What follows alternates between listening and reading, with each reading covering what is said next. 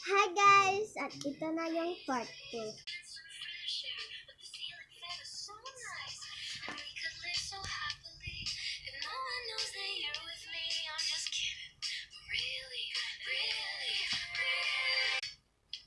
So ma'am, mag-relax na lang kayo kasi pagagandaan ka pa namin.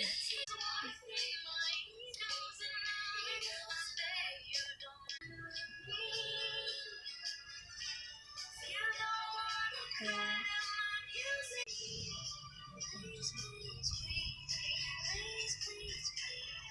Ay, ganda niyo naman.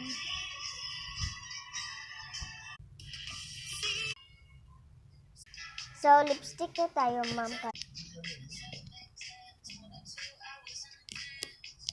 Ayan, pipiliin natin.